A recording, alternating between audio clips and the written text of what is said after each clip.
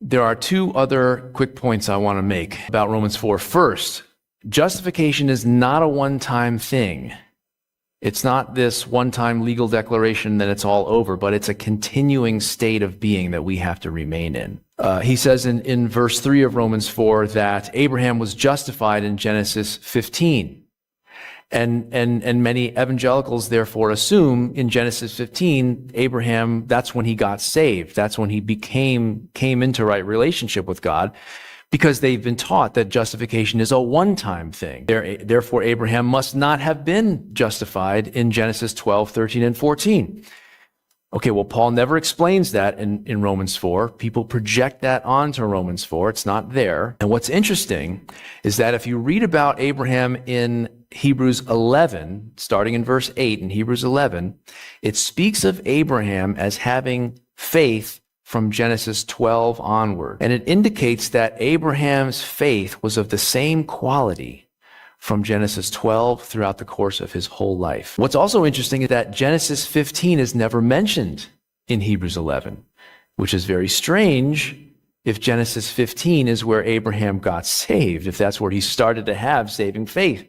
Well, how could the author of Hebrews leave that part out? That's kind of an important part if you're discussing Abraham's faith. But it makes perfect sense if Abraham was justified in Genesis 12, 13, and 14 and continued in a state of justification in Genesis 15. Another thing to consider is that Genesis 12, 13, and 14 make it clear in a variety of ways that Abraham was saved at that time, prior to Genesis 15. I say that because of what it says about him, how it describes his relationship with God. Obviously, he was saved, just like we know Noah was saved, and Abel was saved, and Enoch was saved. We don't have to have the text explicitly say justified for us to know that. Another point to consider is that James 2 explicitly tells us that Abraham was justified in Genesis 22. He gets justified again when he obeys what God says about Isaac. It literally says, was not our father Abraham justified by works when he offered up his son Isaac on the altar? And so when you bring it all together, the picture that emerges is that justification is not this one-time thing, but that it's something we must continue in.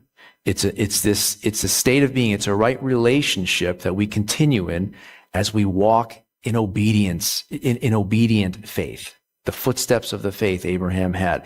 Abraham kept passing the tests, right? He kept believing, he kept obeying again and again, all the way to the end. Just like Jesus says in John 15:10, if you keep my commandments, you will remain in my love. The second point I want to make about Romans 4 is about Paul's reference to Genesis 15:6. In Romans 4:3, Paul quotes Genesis 15:6. Abraham believed God, and it was credited to him as righteousness. And so a lot of people will seize on that, and they'll say, look, it was by believing that Abraham had righteousness credited to him, not by anything that he did. And if you isolate the passage, okay, you could come up with that. But when you read the whole Bible, you see that faith can take on different forms. There are different expressions of faith, and believing a promise of God is not the only way righteousness can be credited to somebody. So, for example, do you remember the story of Phinehas in Numbers 25? The Israelite men start getting involved with Moabite women and worshiping their gods, and God gets angry with Israel. He sends a plague, and then an Israelite man brings a Midianite woman into the camp in front of Moses and everybody else, takes her right into his tent, and Phinehas is like, this is not happening. He grabs a spear, he goes into the tent, and he skewers them both on the spear. And so God decides, he sees Phinehas, what he's done, and he relents, he ends the plague that he sent on the people. Now, listen to what Psalm 106 says about Phinehas in verses 28 to 31. They yoked themselves to the Baal of Peor and ate sacrifices offered to lifeless gods.